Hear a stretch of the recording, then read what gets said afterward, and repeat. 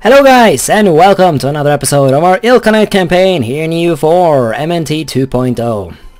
So it's been a couple of weeks, or maybe not that much, that might be overkill, but it's been some time since I played this, so I need to get back into it. Only for a little bit though, because in 2 days I'm going on vacation again, so that's a thing.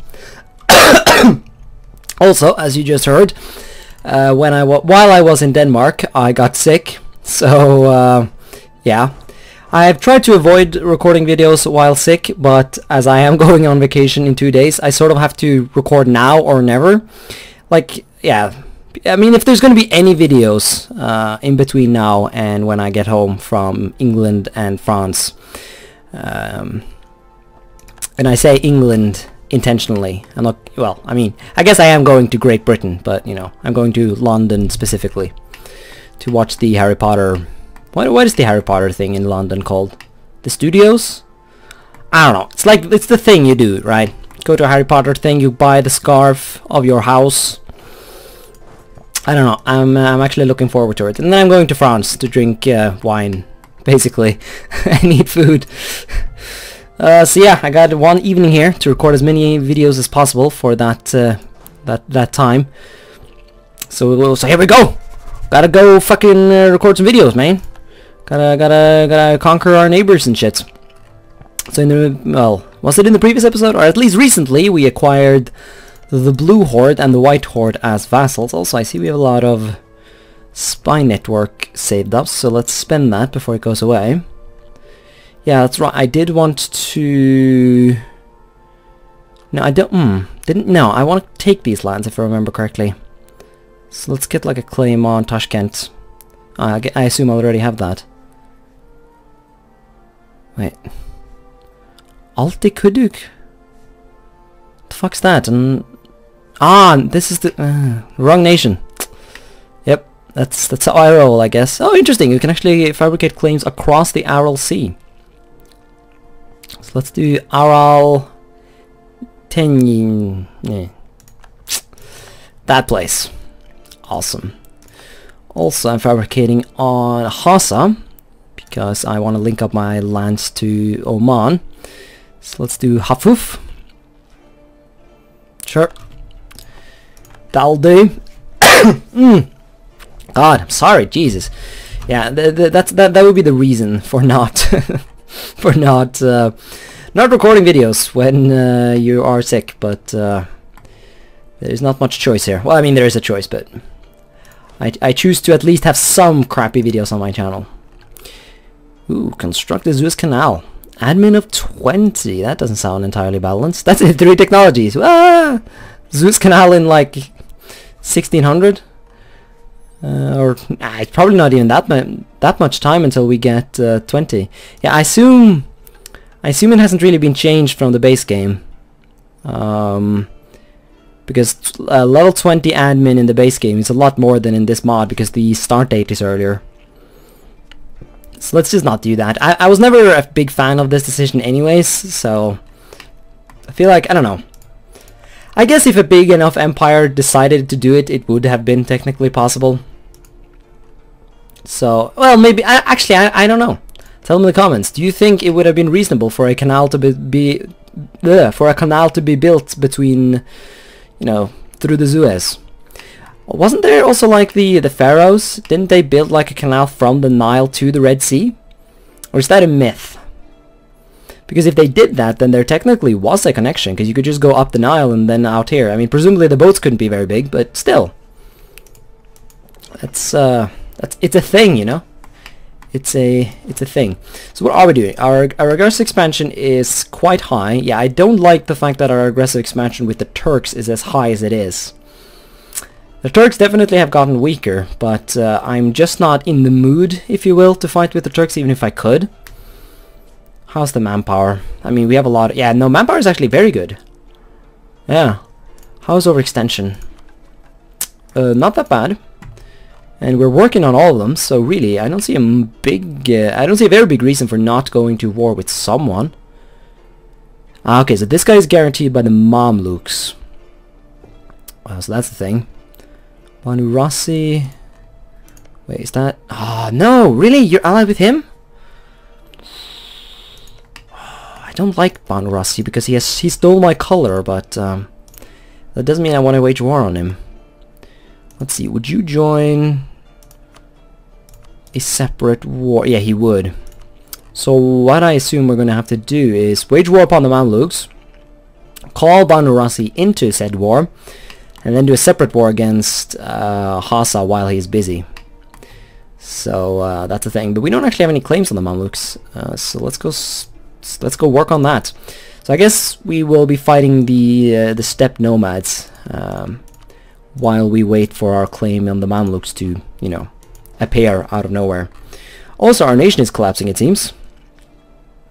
Yeah, it's getting better. I mean, there are a couple of places that are just super salty for some reason, but I'm not entirely sure why. Also, well, no, there's still expansion I want to do here, but we do also at some point soon enough want to really just have a rather long period of peace and prosperity where I sit down and build a couple of buildings that I want, that are going to be quite expensive. Especially I want...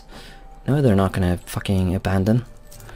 Yeah, I want like regional capitals. Like I want one regional capital in the east, and then I want one here in the west. I'm going to build it in Antioch because I'm still considering moving my capital here. So if I ever do, it'll be good to just have a capital there anyways. And that means that Tabriz will become a regional capital in its place. It would be interesting to see, like would the population that has grown up in Tabriz stay this large? That is something I actually don't know. But it would be interesting to see. Because if that's the case, this could be a clever way to abuse the, you know, if you can just move your capital around to get like a big-ass cities, that would be awesome. Also, yeah, I got a comment telling me that I'm not supposed to pronounce Druze, where's Druze? Oh, they're not actually here, are they? No, they're just in the, well, presumably there are minorities. No, they're not even Druze minorities here? Well, that's weird. Well, I can see if I go into the decisions. The fuck? Yeah, here we go. Mount Lebanon. But it's not that one though. Well, primogenitor. There's a separate decision from this one in order to crush the Mount Lebanon Emirate. But I can't see it. Because I was planning to abuse that to get some Druze rebels. And I kept pronouncing it Druze because that's how it's spelt. But I was informed that it is not Druze, it is Druze. So there you are. Also, our capital is Zoroastrian now. It loves swapping around like that. Alright, I'll wage war upon Kazan, the Kazakh Horde now. Maybe it actually would be smarter to go against Kazan, but I think it'll be easier if I can get a border with Kazan over here. So I don't have to fight just through this little tiny border here. The goal, of course, is to feed the Blue Horde a bunch of land. His cores are getting closer and closer to going away now. So we need to get on this. Also, I haven't entirely decided yet whether or not I want... Should I just make like a one huge ass blue horde, or should I get the grey horde as well? I don't know. I'm fabricating on the grey horde right now anyways, so we'll see. Also, I got some comment, well, one comment of a guy questioning whether or not hordes are particularly loyal. And I don't see much of anything that tells me that hordes are particularly unloyal. Population, opinion, no, not much here. Is a horde minus 40? Well, that's literally the opposite. Looks like this horde is like super loyal. Like the very fact that it is a horde makes it epically loyal. But honestly, that does spook me a bit, because normally there's a catch to that kind of stuff, you know? I feel like there's something I have not considered here. Like, is there like some mechanics that make them break away or something? Like, what's going on here? I don't know. But I guess this will be a good opportunity to learn. That's how you need to view things. Learning. 0 aggressive expansion for this. Okay. Full annexation and core return. Yeah. We'll use this. We'll use this then. Let's do it for Emba. And so we invade. Yes. Ooh, do we burn them? Barter? No, I'll lose inflation instead. Fuck, I don't know. Is there even anything to loot here? None of the provinces I would want to take are particularly lootable. Nah, let's just let them loot, but we want to encourage it. That would be overkill, I guess. Also, is it... do these guys even have forts? Are these guys even real? Oh, here's another one of these basically broken events. Yeah, that's a thing I didn't point out, because as of me uploading this, and as of me recording it even, Third Rome has released, although it's probably quite a while now since that thing released. I'm still playing on something point 21, I think it is. And I'm still using the beta patch for this mod, because I'm pretty sure updating it breaks something. So I'm not going to take the risk. I mean, I've looked through the patch notes, and nothing in the new mod updates have impressed me too much. Well, I mean, it's impressing, of course, but it's not, you know... I don't feel like I don't feel like it's worth enough to sort of, you know, start the campaign over again. And I really have not looked into any of the Third Rome stuff, and even if it is cool, like I know there's like this system for Russia to conquer Siberia, which I think there's a lot of potential in, but it's one of those things that it sounds like it's more of a, you know, a potential thing. Like it could be pretty awesomely used by modders. Like it would be awesome if they made that system available for everyone, basically, so that you can colonize these types of provinces, you know? It seems like a much more awesome way of colonizing for nations such as, you know, say as the African nations, you know, to get these provinces here. Maybe make it so that the, you know, the Africans can take the, you know, these big provinces, but that make it so that these tiny little provinces here can only be colonized in the normal way. I mean, I know there's already this trading post system for these provinces, but yeah, and these other ones have lack of a natural harbor in order to incentivize taking these ones. But I'm not sure exactly how that works, and it might be a bit broken. A lot of colonization stuff in the mod is broken right now, and it doesn't look like the developers have too much of a plan at all when it comes to fixing it, so it's probably going to be down the line. I have seen though that the you know, the primary 2.0 guy is working on Canals, Demian, or as he is known now, the noob game developer. I think the guy finally started his own gaming, or, you know, independent. Also, yeah, probably need to do something about this. So what is this? Hymns. I guessed correctly. It wasn't Levant. So no more Syrian. But the Syrians are badass. But I guess this will fix the sort of derpy culture map mode. So let's make it, fuck, I don't know. Yeah, Kurdish, Suri, Philistani. Let's make it Suri. Just to make it logical, if you will.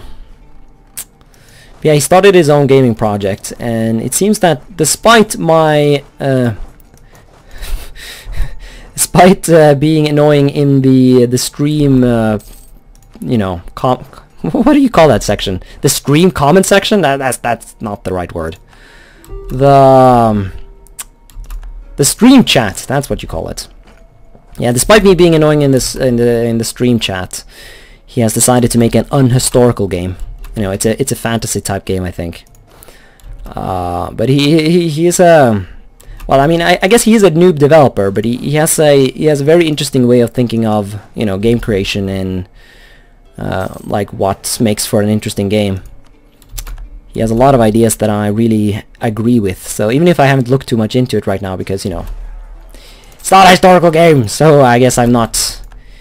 I still need to be convinced, I guess, of the pure awesomeness of the project, but I feel like I will be convinced, you know, because I don't know. My only fear is that it's going to be a bit like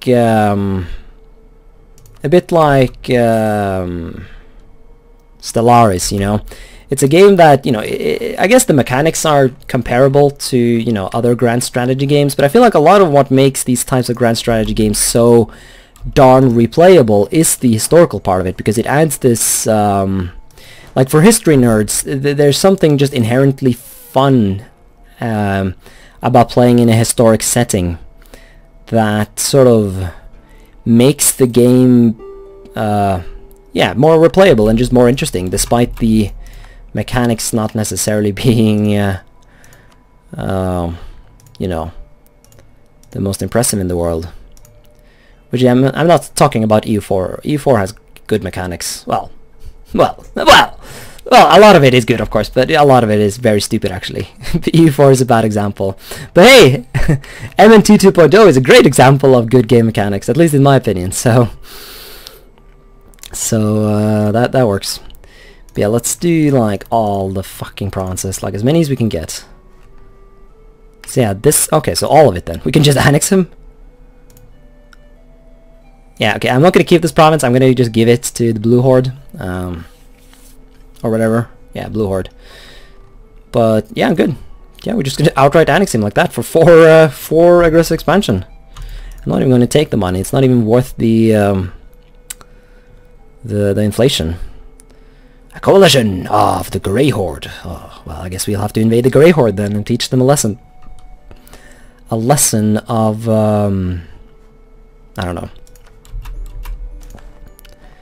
Not that important. Yeah, can I just abandon? Nah, I guess abandoning. Well, well, no. There's a better way of doing it. We could just go through the vassal subject thingy. Hey, he did like that, didn't he? Oh, yes.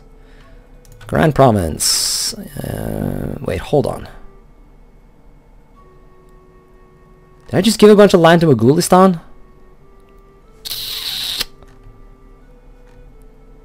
I did, didn't I? Ah, but these were never, ah, wait, what? Are you a vassal of Ming? Oh god, no. Well, that was a bunch of bad decision making then. Because then I'll have to fight Ming if I want to get this land back. Ah! Ah! Cursed be me and my lack of attention paying. Well, that was stupid then. That was really stupid. Fuck.